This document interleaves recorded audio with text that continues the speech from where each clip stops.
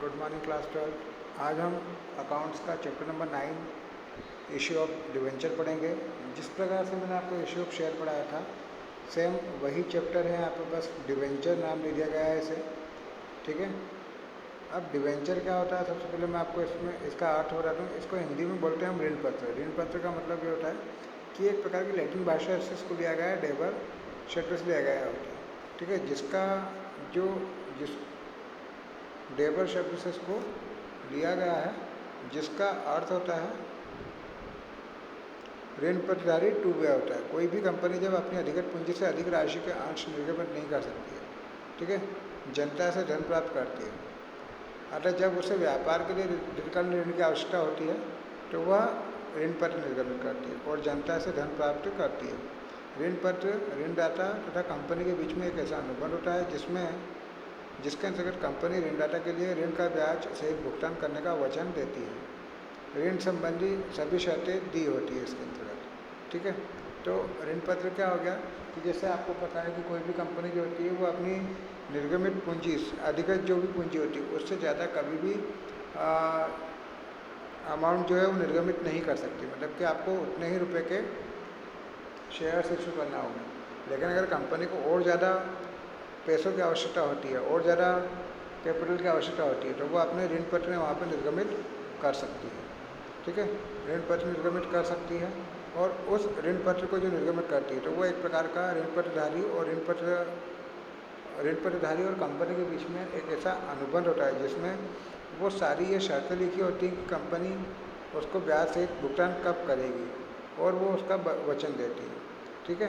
तो ये एक प्रकार का ऋण पत्र होता है, उसमें कंपनी के ऋण संबंधी सारे के सारे नियम और शर्तें लिखी हुई होती है। अन्य शब्दों में हम कह सकते हैं कि ऋण पत्र एक प्रपत्र है जो किसी ऋण की प्राप्ति की स्वीकृति है तथा जो कंपनी की सार्वमुद्रा के अधीन निर्गमित किया जाता है। इसमें उन सभी शर्तों का उल्लेख होता है जिसके अंतर्गत ऋण लिया जाता है। ये शर्तें ब्याज, ऋण की वापसी और प्रतिभूति से संबंधित होती है। ऋण पत्र कंपनी की संपत्ति पर प्रायः चल प्रभाव उत्पन्न करते हैं।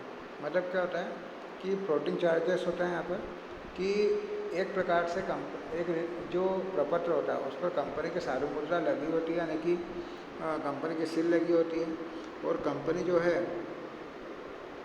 उन सभी शर्तों का उल्लेख उस ऋण पत्र में करती है, जैसे ब्याज, ऋण की वापसी यानी कि जो आपने ऋण लिया है वो कब वापस करेंगे, ठीक है, और उसकी प्रतिभूति यानी कि कोई भी संपत्ति जो है वो ऋण पत्रधारियों को गिरवी रखना होती है। ऋण पत्र कंपनी की संपत्ति पर प्रायः चल प्रभाव होता है, यानी कि एक प्रकार का संपत्ति के ऊपर वो सिक्योरिटी के तौर पे काम करते हैं, ठीक है। अब इसकी परिभाषा आपको प्रोफेसर नायडू के अनुसार देकर रखी है। एक ऋण पत्र कंपनी की सार्वमुद्रा के अधीन निर्गमित ऐसा प्रपत्र होता है जो ऋण की स्वीकृति देता है और इन शर्तों को स्पष्ट करता है जिसके अधीन वे निर्गमित किए गए हैं और उनका शोधन होता है। शोधन का मतलब ये होता है कि उसका भुगतान करना, ठीक है, जो कि हम अगले चैप्टर में पढ़ेंगे। अब आगे मैं आप लोगों को इसकी विशेषता के बारे में बताता हूँ कि इसकी विशेषता क्या है। सबसे पहले ऋण का प्रमाण होता है। तो जैसा कि मैंने पहले बताया आपको कि ये एक प्रकार का डॉक्यूमेंट होता है जिसमें कंपनी ऋण प्राप्त करती है लोगों से, तो ये उसका प्रमाण होता है। निश्चित ब्याज दर, ऋण पत्रों का निर्गमन एक निश्चित ब्याज दर पर किया जाता है। तो ऋण पत्र जो भी इशू होते हैं उन पर एक फिक्स रेट ब्याज की दी हुई रहती है। उस रेट से आपको ब्याज प्राप्त होता रहता है।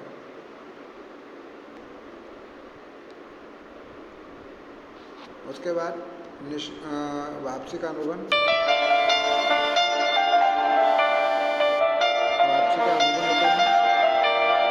तो इसमें क्या होता है कि ऋण पत्र जो होता है उस पर स्पष्ट लिखा रहता है कि वो पैसा कितने समय के बाद आपको भुगतान करेंगे, यानी कितने दिनों बाद उसका भुगतान प्राप्त आपको होगा। संपत्ति पर प्रभाव, ऋण पत्र प्रायः कंपनी की संपत्ति पर अपना चल प्रभाव रखते हैं, यानी कि इस पर अपना सुरक्षित रखते हैं। मतलब वो कोई भी संपत्ति को गिरवी अपने पास रखते हैं ताकि वे सुरक्षित रहें, यानी कि उनका जो पैसा आपको वापस मिल जाए। उसके बाद दीर्घकालीन ऋण ऋण पत्रों द्वारा लिया गया ऋण दीर्घकालीन प्रगति का होता है। मतलब जो लोन हम लेते हैं वो एक लंबे समय के लिए होता है, जिसकी अवधि 10 साल, 15 साल, 25 साल तक की हो सकती है। और प्रत्येक ऋण पत्र पर कंपनी की एक कॉमन सील होती है। विवरण: ऋण पत्र पर समस्त विवरण जैसे अवधि, ब्याज की दर, वापसी का समय, प्रकार आदि के विवरण दिए जाते हैं। ब्याज भुगतान की अवधि: भुगतान प्रत्येक माह की 6 अवधि में किया जाता है, चाहे वो कंपनी को लाभ हो या हानि हो। आपको क्या करना पड़ेगा कि जो ब्याज है वो ब्याज जो है आपको हर 6 महीने में एक बार पे करना पड़ेगा, जो भी उसका ऋण पत्रधारी होता है उसे। ऋण पत्रों को जब्त नहीं किया जा सकता है। इसकी बकाया राशि पर कभी भी इसका हरण नहीं होता है। मत देने का अधिकार नहीं होता ऋण पत्रधारियों को। ठीक है। अब उसके बाद ऋण पत्रधारी की स्थिति देकर रखी है, लाभ देकर रखा है, इनको क्या क्या लाभ होता है, उपयोगिता क्या क्या है। ऋण पत्र इशू करने के उपयोग हमको ये होता है, लाभ ये होता है कि वित्तीय आवश्यकता की पूर्ति हो जाती है। यानी कंपनी को जब भी ज़्यादा अतिरिक्त पैसों की आवश्यकता होती है तो कंपनी अपनी पूंजी की आवश्यकता की पूर्ति के लिए वो ऋण पत्र को निर्गमित कर सकती है और राशि प्राप्त कर सकती है। स्वामित्व नहीं होता। ऋण पत्रधारियों का कंपनी पर स्वामित्व नहीं होता है, मतलब उन्हें कोई भी मत देने का अधिकार नहीं होता है। निश्चित आय: तो जो ऋण पत्रधारी होते हैं उनको एक प्रकार की निश्चित आय शुरू हो जाती है, यानी कि ब्याज उनको मिलता शुरू हो जाता है और पैसा भी सुरक्षित रहता है। उसके बाद अंशधारियों को लाभ: कम ब्याज दर पर ऋण उपलब्ध हो जाता है जाने पर ब्याज के भुगतान के पश्चात अंशधारियों को पर्याप्त लाभांश मिल जाता है। तो कम ब्याज दर पे हमको उचित ऋण प्राप्त हो जाता है और ब्याज का भुगतान करने के बाद अंशधारियों को आराम से लाभांश प्राप्त हो जाता है। ऋण वापसी की सुविधा: कंपनी के पास पर्याप्त धन उपलब्ध हो जाने पर ऋण पत्रों को भुगतान की सुविधा दी जाती है। ऋण पत्रधारियों की सुरक्षा होती है, क्योंकि यहाँ पर संपत्ति जो होती है वो गिरवी के रूप में रखी रहती है, तो समापन की दशा में इनको इनका पूरा भुगतान सुरक्षित रहता है, वो पूरा भुगतान प्राप्त हो जाता है। जब्ती से मुक्त: याचना का भुगतान न होने पर ऋण पत्रों को कभी भी जब्त नहीं किया जाता है। अब एक छोटा सा पॉइंट आपको यहाँ पर दिया हुआ है कि ऋण पत्र स्कंध क्या होता है और बॉन्ड्स क्या होते हैं। अंशों के समान ही ऋण पत्र को भी ऋण पत्र स्कंध में परिवर्तित किया जा सकता है। ऋण पत्र स्कंध के अंतर्गत छोटी छोटी राशि के ऋण पत्रों को एकत्रित करके एक बड़ी राशि में परिवर्तित कर दिया जाता है। ऋण पत्र स्कंध को कभी भी पुनः विभाजित नहीं किया जाता, मतलब कि जो छोटे छोटे टुकड़े होते हैं ऋण पत्रों को एक परिवर्तित करके उनको एक बड़ा ऋण पत्र बना दिया जाता है। बॉन्ड्स क्या होते हैं? बॉन्ड एक लिखित प्रपत्र है जो कि ऋण पत्र के समान ही ऋण का प्रमाण पत्र होते हैं। पहले परंपरागत रूप से इनका निर्गमन सरकार के द्वारा ही किया जाता था, परंतु वर्तमान में इन्हें अर्ध सरकारी अथवा निजी संस्थाओं द्वारा भी जारी किया जाता है। अब ऋण पत्र और बॉन्ड में आपको अंतर देकर रखा हुआ है, तो ये अंतर आप लोग पढ़ेंगे। मैं आप लोगों को अंश और ऋण पत्र में अंतर बता देता हूँ। ठीक है। सबसे पहले परिभाषा। तो कंपनी की अधिकृत पूंजी को छोटी छोटी इकाइयों में जब बांटा जाता है तो ये अंश कहलाते हैं, और कंपनी ऋण के प्रतिफल में जो प्रमाण पत्र देती है उसे ऋण पत्र कहते हैं। लाभांश: अंशों पर लाभांश दिया जाता है और ऋण पत्रों पर ब्याज दिया जाता है। भुगतान: अंशों का भुगतान कंपनी के जीवन काल में नहीं होता है और ऋण पत्रों का भुगतान कंपनी के जीवन काल में एक निश्चित अवधि के बाद किया जाता है। प्रकार: अंश जो होते हैं वो 2 प्रकार के होते हैं और ऋण पत्र अनेक प्रकार के होते हैं। उसके बाद समय,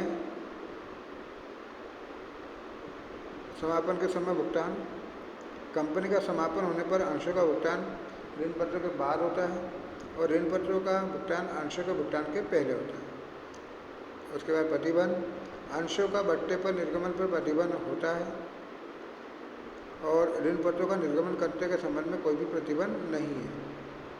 कर की बचत: अंशधारियों को लाभांश का भुगतान करने के समय देकर की रकम अपने पास नहीं बचा सकती, मतलब आपको इस पर टैक्स देना पड़ेगा। और ऋण प्रतिधारियों को क्या होता है, भुगतान करते समय कंपनी दे करके रकम बचा सकती है, मतलब टीडीएस कटवा सकती है।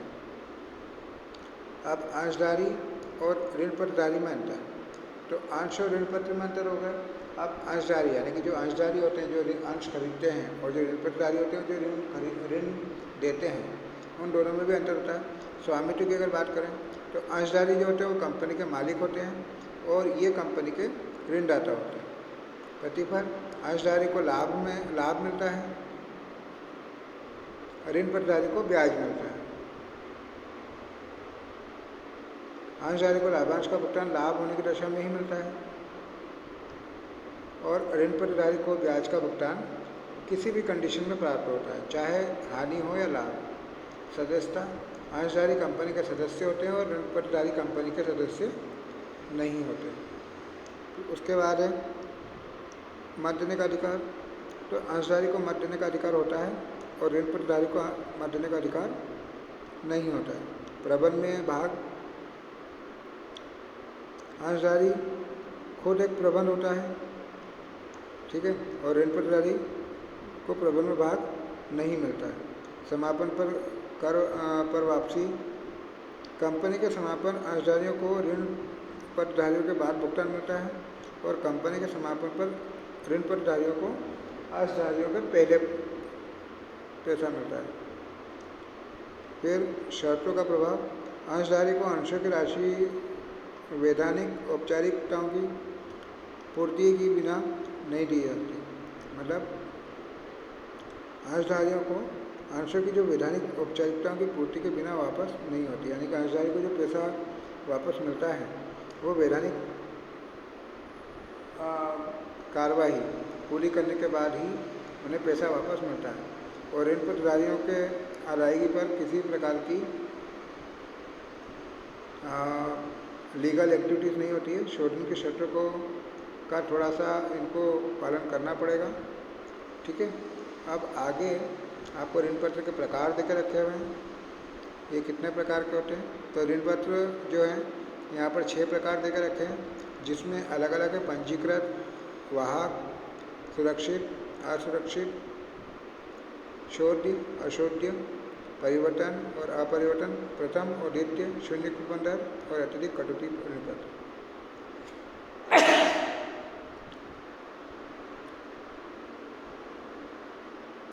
उपयुक्त ऋण पत्रों का अतिरिक्त एक गारंटी युक्त ऋण पत्र भी होता है। अब इनका डिटेल यहाँ नीचे देकर रखा हुआ है, तो डिटेल आप लोग आराम से पढ़कर समझ सकते हैं, ठीक है।